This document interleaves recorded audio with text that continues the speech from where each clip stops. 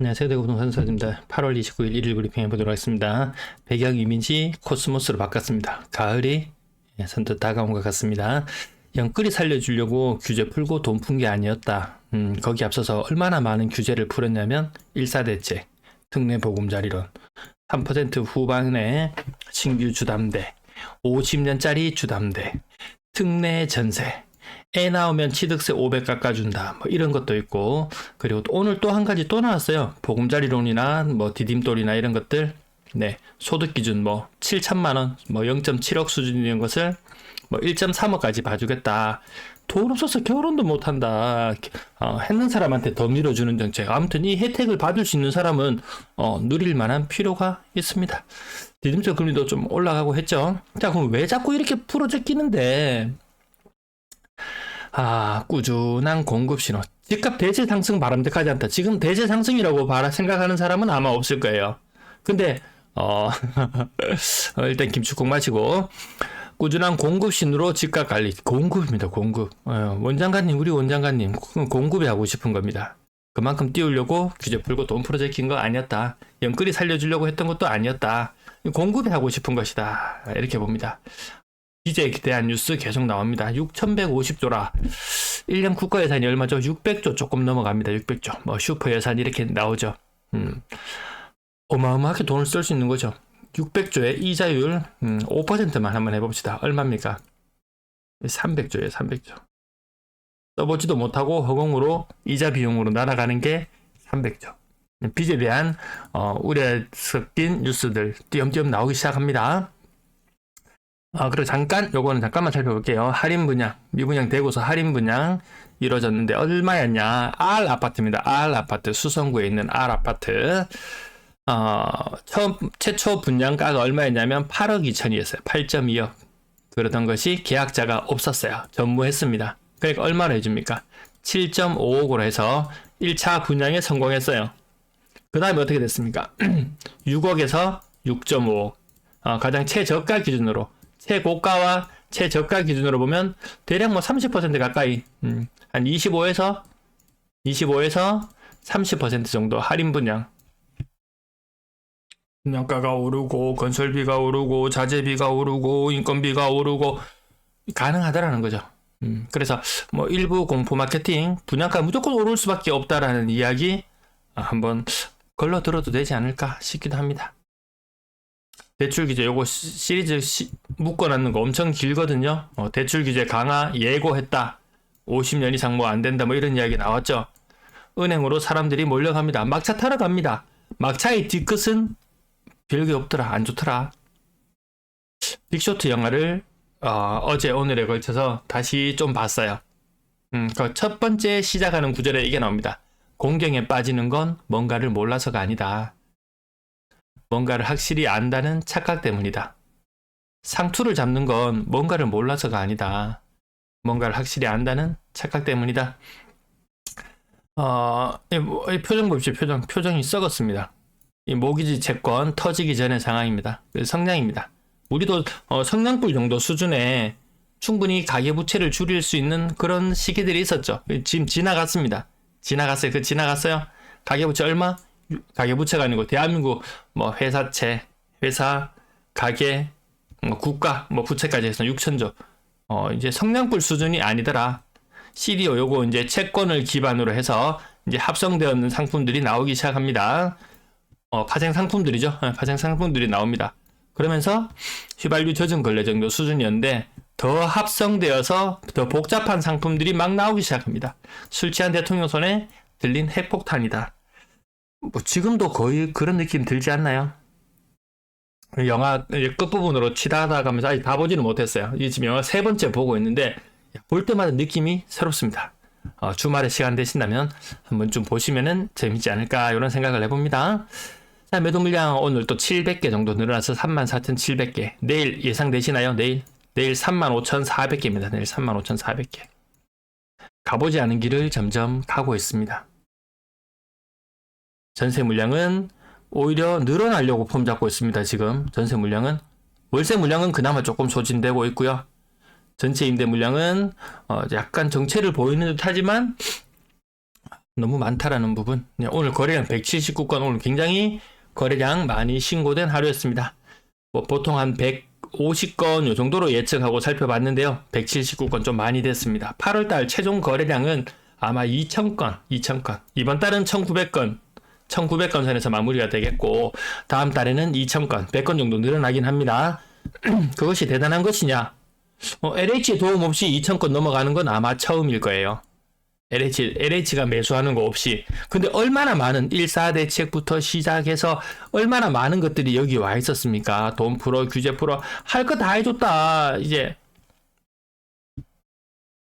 네, 가격 두산 이브더제니스 25억, 보합권의 거래 한 건 보이고요. 태양하네스 46평형 15억, 캐슬 골드파크 4단지 51평형 10억, 메트로팔레스 2차 69평형, 버머 센트럴 프루지오 7억 9천. 니 와이카노. 그러면 2층. 또 사연이 딱 하나 붙이죠. 이거 뭐 2층이고, 뭐 벽밖에 안 보이고, 뭐 이런저런 또 이유를 붙일지도 모르겠어요. 40% 이상을 하겠고요. 캐스 골드파크 4단지 41평형 30%. 요 가장 일반적으로 나타나는 모습. 여기에 지금 줄 서고 있고 삐쭉삐쭉 솟아오르려 있습니다. 부산에서 어떤 시청자가 뭐 좀 뜨는 기가 또 왔다 가면서 이야기를 했겠죠. 니는 왜 반등했는 거, 요게 기준을 잡아가지고 10% 반등했니, 20% 반등했니, 이야기를 해줘야 될 거 아니냐. 게임 중에는 게임의 규칙을 바꿀 필요가 없습니다. 전 여기 잡고 지금 2년째 가장 높은 고점 기준에서 얼마인지 말씀드리고 있죠. 그러면 어떤 아파트는 30% 떨어졌네요. 어떤 아파트는 20% 떨어졌네요. 이렇게 말하면은 20% 떨어졌네요 라고 말했는 아파트는 아마 대략 10% 정도 반등이 일어났다. 이렇게 생각하면 되죠. 요 산수만 알면은 이 계산할 수 있지 않겠습니까? 물론 20%지만 같은 15% 20%지만 주변 아파트하고 비교는 반드시 필요합니다. 자, 남산 롯데캐슬 센트럴 스카이 고층인데요. 고층인데 7억 천. 그럼 최근 가격 대비 10% 가까이 떨어졌네요. 이렇게 또 이야기해야 되나요? 그럴 필요가 없겠더라. 요거 하락률 얼마 안 돼 보이지만 요 최고가 얼마 보면 되나요? 9.5억 보면 되나요? 그런 이야기도 안 합니다. 범원숲 화성파크 드림에스. 네, 30% 정도 빠져 있고요. 고층이에요. 요거 가장 일반적인 모습이에요. 우방 아파트. 간혹 제 방송 보시고 내가 쫄아가지고 20% 하락있는 가격에 살려고 했는데 네가 하도 마이너스 30%가 지금 대구에 뉴 노멀이라고 이야기해가지고 좀 더 기다렸지만 마이너스 30%에 샀다. 이런 이야기도 하시는 분들 계시잖아요. 그러면은 요 얘기는 그만할래요. 아무튼 요렇게 그래도 요거 가능성은 열어둔다. 요 가능성은 열어둡니다. 마이너스 30% 사가지고 여기서 20% 더 떨어지잖아요. 고점 대비 누군가는 진짜 50% 피눈물을 흘립니다. 진짜 이 대체가 안 섭니다. 이런 경우 대체가 안 서요. 근데 지금 마이너스 30%에 사는 사람은 그나마 버틸 여력이 있을 것이다. 괜찮을 것이다. 차라리 눈기 닫고 사는 게 그런 시절이 차라리 나을지도 모르겠다. 만촌역 태양 아너스 30% 정도 하락했고요. 많이 비싼 아파트는 없죠. 대구에. 부산보다는 30% 정도 절하되어 있는 그런 상태입니다. 심산 화성파크 드림에스 20% 정도 조금 더 빠졌고요. 진천역 AK 그랑플레스 38평형 고점 대비 10%. 이 고점 아니죠. 5억 천. 코롱 하늘채 가격 20%. 장기 코롱 하늘채 20%. 동대구 해무로 스퀘어 웨스트 4억 9,500. 5억입니다. 5억. 2차 아이파크 저층이 4억 9천. 이건 진도 이렇게 너무 빼는 사람들도 간혹 있습니다.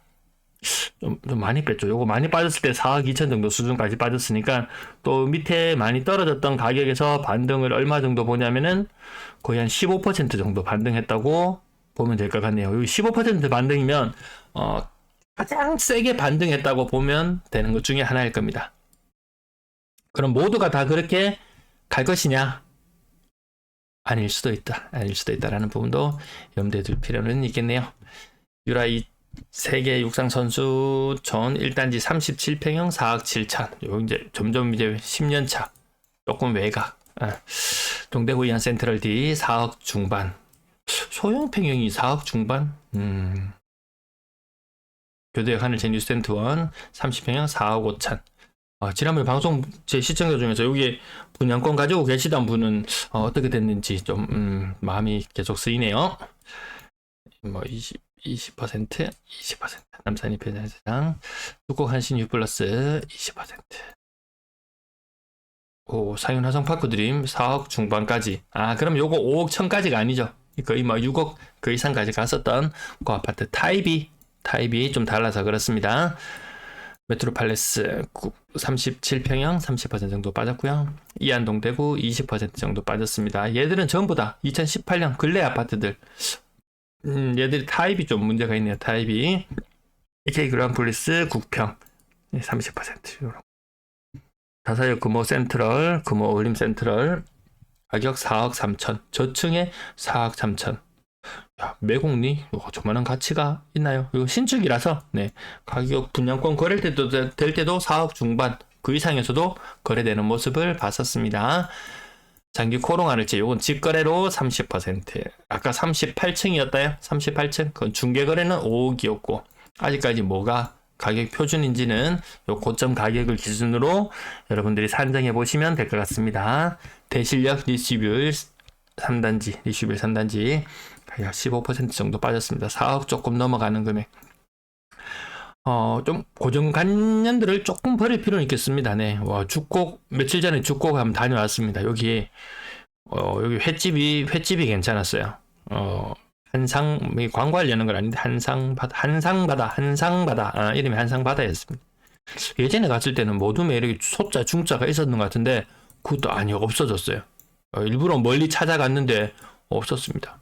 그래서 1인분에 32,000원 이렇게. 예전에 좀 비쌌는데 가면은 이렇게 1인당 소자 중자 대자가 아니고 1인당 얼마 이래 코스 먹는 거 요거를 먹고 왔는데 야, 올랐구나. 가격이 이렇게도 오를 수 있구나. 이거 맛있습니다. 이거 맛있어요. 이거 좀 맛있어요. 또 가고 싶은데 이제 좀 당분간은 좀 어패류는 조금 멀리 하자 이런 의미에서 신나게 먹고 왔네요. 주말에 따라서 쓸데없는 얘기 그만하고 바로 본 내용으로 다시 들어갈게요.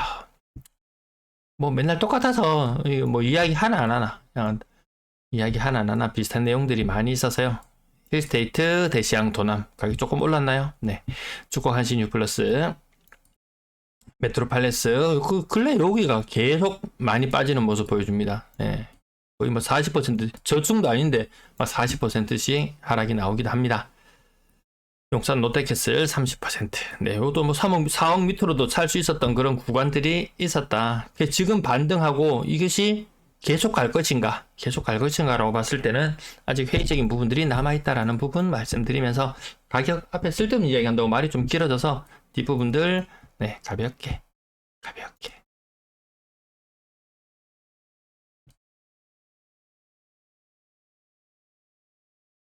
요 직거래 현대 아이파크 직거래 3억 8천 중개거래도 3억 8천 가능했었는데 지금 아마 요 가격에는 지금은 사기 힘들 거예요.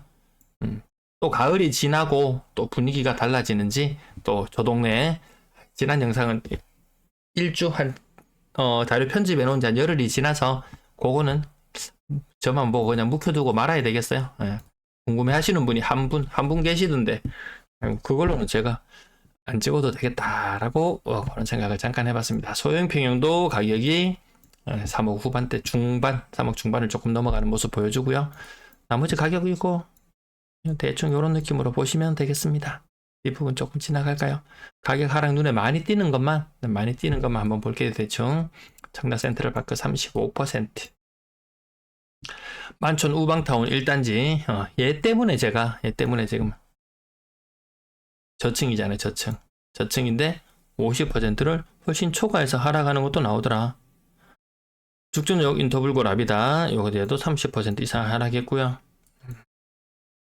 동네별로 좀 인기 있는 동네인지 아닌지 그 정도는 가격 보고 여러분들 가늠하실 수 있으시잖아요. 제가 자꾸 가격 말씀드리고 하니까 꼭 사라고 제가 부추기는 같은 이런 느낌 들고 그리고 이렇게 고점에 잡으셨거나 물건을 많이 들고 계신 분은 제가 맨날 이런 숫자를 쓰니까 기뻐하고 제가 어느 장단에 맞춰서 해야 될지 좀 가늠하기 힘들기도 합니다. 예, 그래서 저도 딱 기준 잡고 그냥 요 기준대로만 계속 설명해 드리면은 아마 이해하실 분들은 제 진위도 아실 수 있지 않을까 싶습니다.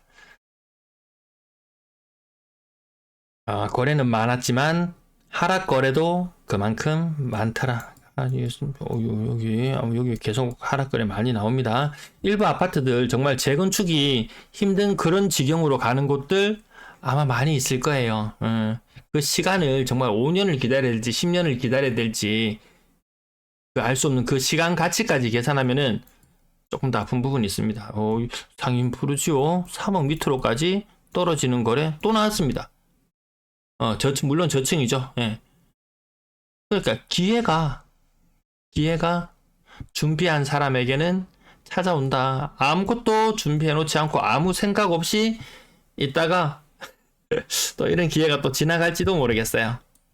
아무튼 절대로 저 사라고 부추기는 말 그런 발언 하지 않습니다. 건당 거래 대금은 아직까지는 올라가지 못하고 있고요. 거래량 2,000건 이번 달은 못 돌파하고 8월 달은 돌파할 것으로 보이고요. 9월 달도 8월, 9월 거래량은 뭐 비슷한 흐름으로 갈 것으로 보입니다. 다 풀어줬다. 나라에서 해줄 거 다 해줬다. 그런데도 안 되죠. 5만 상 억누를 때는 폭발. 5만 상 띄우려고 할 때는 정체. 참 아이러니합니다. 네, 뒷부분들은 조금 줄일까요? 네, 여기도 이제 보시면은 비싼 아파트 덜 사네. 그전 같지 않네. 국내 보고자료론 끝나고 나면 9억짜리 아파트 누가 손댈 수 있겠습니까? 누가 손댈까요? 신혼부부들 또 얼마나 더 대출을 땡겨줄는지 모르겠네요. 네, 가격, 전세 가격, 최근 전세 가격들 흐름 가볍게 한번 보시고요. 2억 초반까지 떨어졌던 전세 가격이 2억 중후반까지 막 올라가는 이런 현상이 있었어요. 금리 반영되는 게 시장 금리가 또 반영되는 게 조금 시간이 걸리는 부분들이 있잖아요. 우리 전세 내용을 살펴봤을 때 그 부분도 한번 생각해 볼 필요는 있을 거예요. 시장 금리 지금 오르고 있는 것은 확실한 것 같습니다. 평균 전세 가격 반등, 이 반등에 여기에 또 어떤 음모론을 제기하는 분이 계셨어요. 물론 저는 이 부분이, 이 반등하는 부분이 과거와 전세 격차가 굉장히 크죠. 굉장히 크면서 갱신거래나 이런 걸 통해서 임차인이 손해를 보면서 일부 반등하는 현상. 저는 이 현상을 이야기했고, 또 어떤 사람은 신축으로 사람들이 쫄림이 더 심해지면서 저번 전세 가격은 내렸으니까 신축으로 가면서 조금 더 끌어올리는 그런 역할을 하는 것 같다. 이렇게 하는 것도 있고, 이 여러 가지 의견들이 많이 있는데 일단 답은 없습니다. 이게 그 전국적으로 전세 가격이 다 오르냐? 그것도 아닙니다. 뒷부분 좀 줄일게요. 네. 오늘도 시청해주셔서 감사합니다. 비가 많이 오고 꿉꿉하네요. 네.